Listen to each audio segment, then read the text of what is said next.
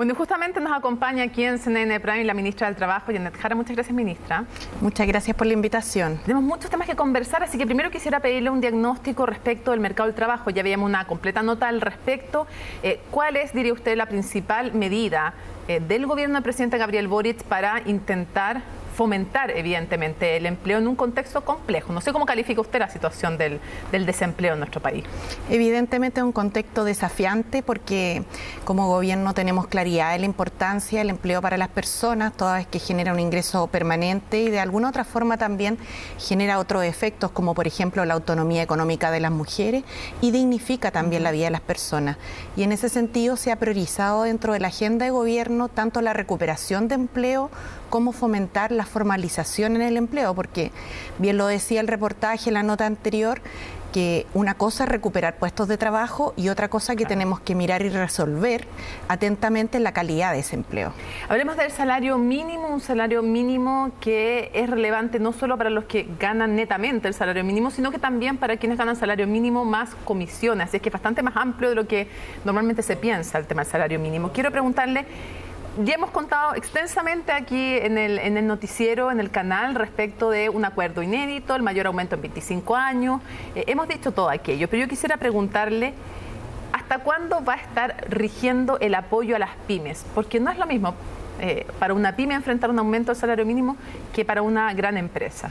Sí, claramente no es lo mismo, usted lo señala muy bien, porque efectivamente hoy día las pymes hay que reconocer que son generadoras de más del 50% del empleo en el país. Y efectivamente por sus propias capacidades económicas que tienen que ver con su inserción en el mercado, donde tienen una baja participación, sobre todo a nivel de venta, les complica mucho más pagar los salarios y hoy día las estadísticas demuestran que entre micro, pequeña y mediana empresa aproximadamente pagan en más de un 70% de los casos salario mínimo. En ese sentido... O sea, esto afecta por un lado, afecta a un 70% de las empresas o del mercado laboral de las empresas pequeñas, medianas y micro, evidentemente, y beneficia también a los empleados. Claro, hay que verlo de las dos formas, pero la pregunta es, ¿hasta cuándo va a estar rigiendo el apoyo a las pymes? Porque hubo un compromiso de campaña, ministra, de que ninguna pyme iba a cerrar por los beneficios que le iban a ir entregando a los trabajadores y a las trabajadoras. ¿Hasta cuándo rige el apoyo? Hoy día está indexado directamente al momento en el cual el salario mínimo se encuentra vigente. Nuestro país se negocia y se reajusta el salario mínimo cada un año. Ha habido excepciones, sí, en algunas ocasiones en que se ha hecho por más de un periodo. Pero hoy día lo que tenemos vigente es un salario mínimo que va a tener que regir hasta el próximo abril y esperamos también que previa conversación tanto con las organizaciones de los trabajadores como también con las pymes se puedan concordar los términos para el periodo siguiente. Pero la idea es volver, cuando se modifique nuevamente el salario mínimo, la idea es volver a apoyar a las pymes. Evidentemente tendremos que mirar cómo está la situación económica en ese momento, pero por cierto es un tema relevante porque para nosotros como gobierno y también para el país, que creo que es lo principal en esto, las pymes juegan un rol fundamental en la dinamización de la economía.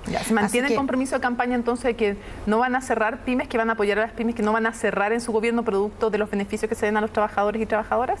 Nuestro interés es que eso no ocurra y asimismo vamos a trabajar no solo con el tema del subsidio al salario mínimo, del apoyo directo, que además es una medida inédita que se realiza, digamos, como un acompañamiento. También es cierto, como usted lo señalaba, que esta es la alza salarial más importante que se ha hecho en los últimos 25 años y desde ahí surge una justificación muy de fondo para hacer este esfuerzo como país, ¿cierto? Y también apoyar a las pymes.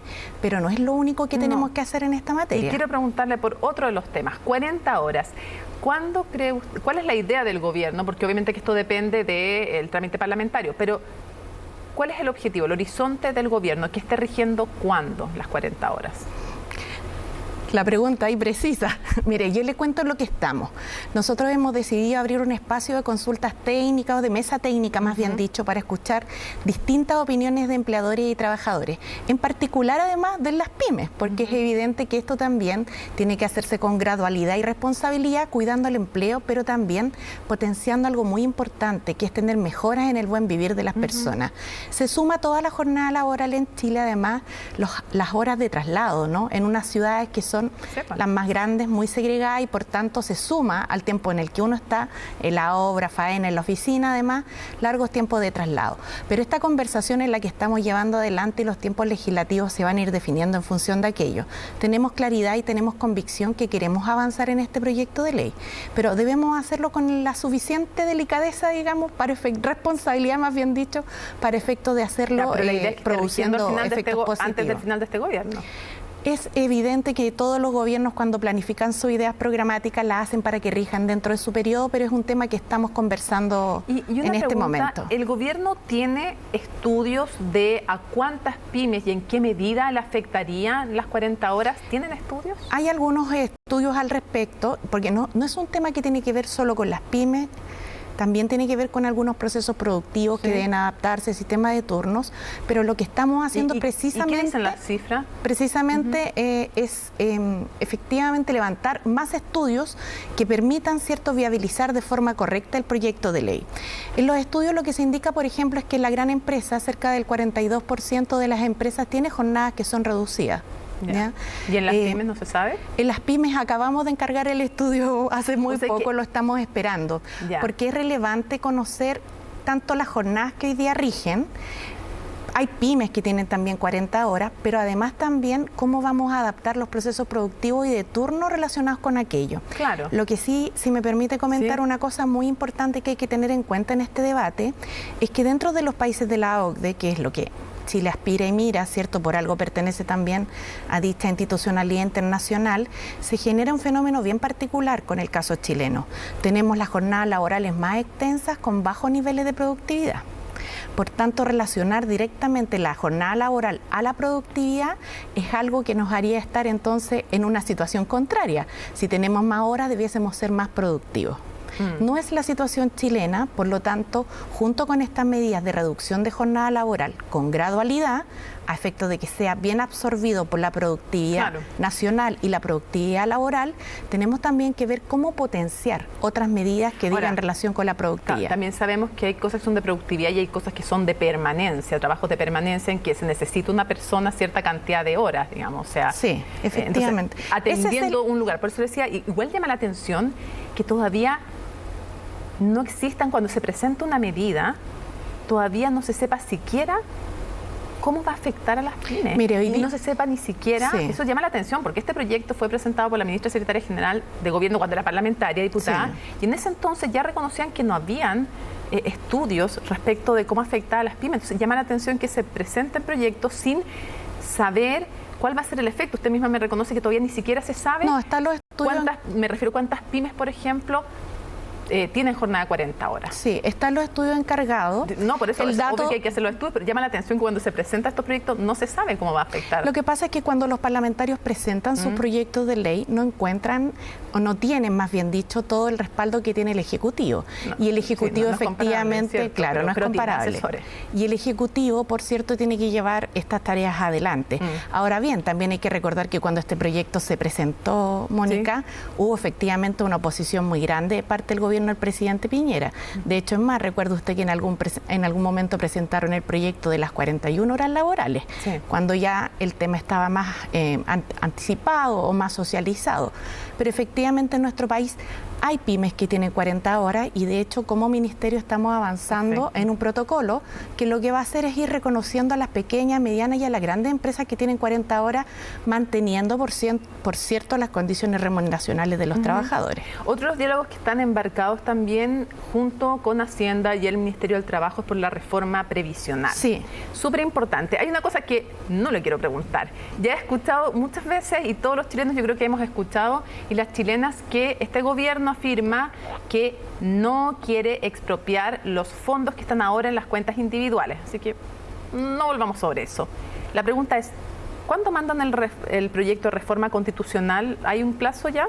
¿No? El proyecto de reforma previsional. Sí, no, pero me refiero, el proyecto de reforma constitucional, ¿en qué va? ¿En qué parte va? ¿Le van a poner, por ejemplo, no sé, urgencia inmediata, urgencia que se tramite con las urgencias normales? ¿En qué va a pasar con eso? Bueno, el proyecto se presentó. Sí, está presentado. Pero, o sea, más que cuándo lo van a presentar, ¿qué intensidad o qué rapidez? ¿Cuándo lo quieren ya tener aprobado?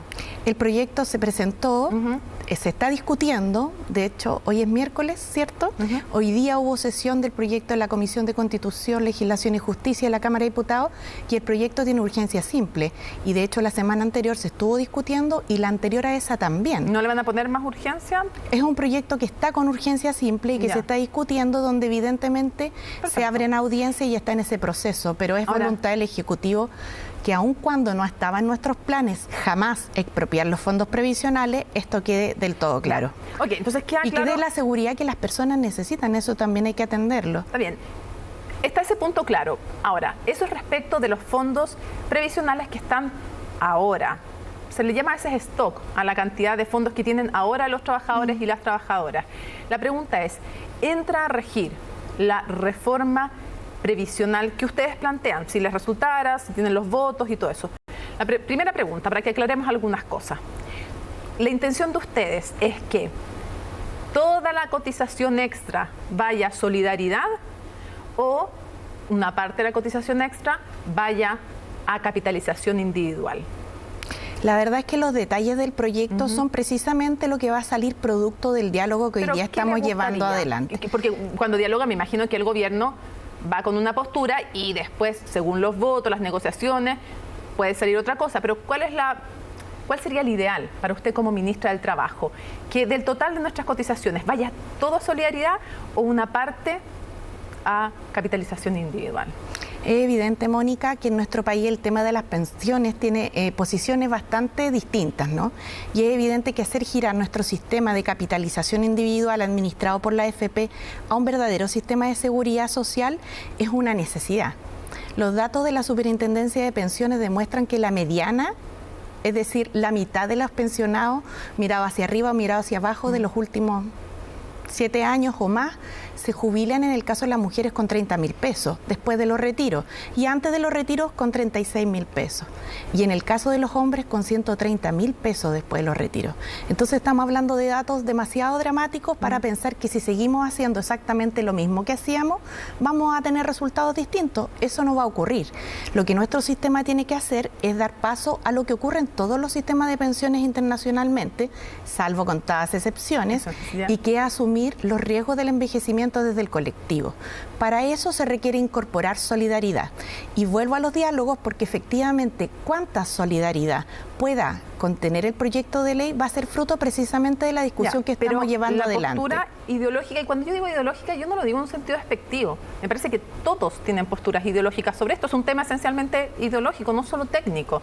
Entonces la postura, llámele técnica, ideológica, propositiva, como sea, la postura del gobierno es que va a seguir existiendo, es que debería seguir existiendo una parte de cotización individual y otra parte para solidaridad. Sí, en general pensamos en un sistema que contempla ambos elementos. ¿Cuál porcentaje de uno, cuál de otro va a pasar por lo que nos pongamos de acuerdo? Y le quiero comentar que para llevar adelante este proceso lo estamos haciendo en un proceso de diálogo regionalizado, tripartito, de acuerdo a los estándares de la OIT y con la asistencia técnica del BID. Otra pregunta, que para resolver alguna de las dudas, porque siguen dando vuelta a cosas y me gustaría aprovechar que está usted aquí para ir chequeando ciertas cosas. Lo siguiente, los fondos futuros, después de que entre en vigencia esta nueva reforma previsional, ¿qué es lo óptimo para usted? ¿Esos fondos nuevos que vayan entrando al sistema deben ser heredables o no? Mire, en general los sistemas de pensiones son sistemas que tienen un objetivo en política pública que es generar pensiones. Sin duda existe en la población chilena una valoración del tema de la heredabilidad, entre otras cosas además porque las pensiones son bajas y no han dado cuenta de las necesidades de las personas para la sobrevida. Son bajas a extremo y ese es un dato de realidad. Evidentemente hoy día tenemos entonces que asumir que dentro del proceso de diálogo también están presentes estos elementos, Mónica, pero sin duda los contenidos del proyecto de ley se van a conocer muy prontamente. Pero me está pateando Yo sé que hay necesidad de muchas respuestas, pero estamos en ese proceso. ¿Qué plantea como ideal el gobierno? Porque la verdad es que lo que yo leo de sus palabras, usted me puede corregir si es así, si no es así, pero no sé si me equivoco cuando entiendo que ustedes creen que los fondos futuros para garantizar una buena pensión no debieran ser heredables. Sí, mire, yo le quiero señalar al respecto que la seguridad social lo que establece es que debemos hacer un viraje principal, y ahí está el nudo central de la discusión, Mónica.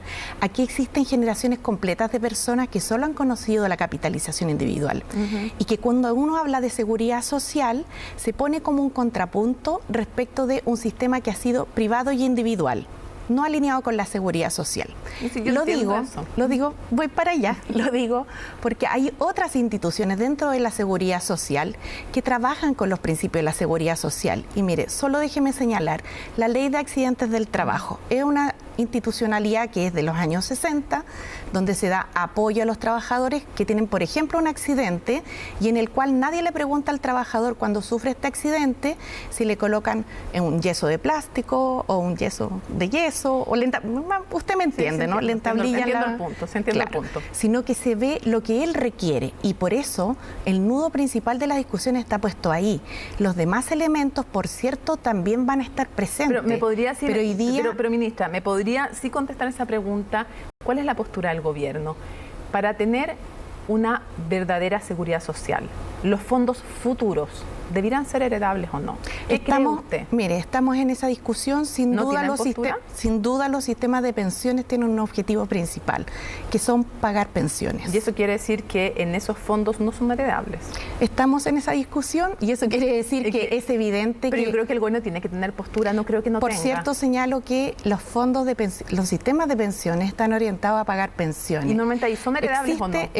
No, lo que generan son pensiones de sobrevivencia. ¿Ya? Los sistemas de pensiones generan pensiones bajo tres modalidades. No se heredan los fondos en esos sistemas. Generan pensiones bajo tres modalidades. Hay distintos, pero en general los sistemas de pensión alineados con la seguridad social generan pensiones de vejez, de sobrevivencia y de invalidez.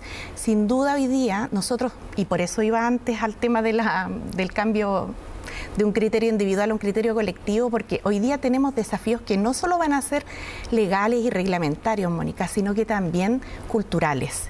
Y en ese sentido estamos en ese proceso, pero no nos anticipemos porque todavía queda tiempo. Yo no pido la el reforma a las pensiones. Quería saber con qué postura llegaba el gobierno. A mí me da la sensación de que no quieren decir que creen que es mejor que no sean heredables para poder garantizar buenas pensiones. Efectivamente, hay elementos que tienen que ver con el rol principal de un sistema de pensiones, que son pagar mejores pensiones, pero que no se resuelven con un elemento único, sino que se resuelven, entre otras cosas, con que las personas sientan que lo que cotizan y el empleador que también cotice, efectivamente le da alguna garantía de una vida mejor. Se nos acabó y el eso tiempo. Es lo que nos ha pasado. No, yo sé que no puede hacer campaña, pero el presidente les ha dado la autorización y también Contraloría para decir su postura. ¿Aprueba o rechaza?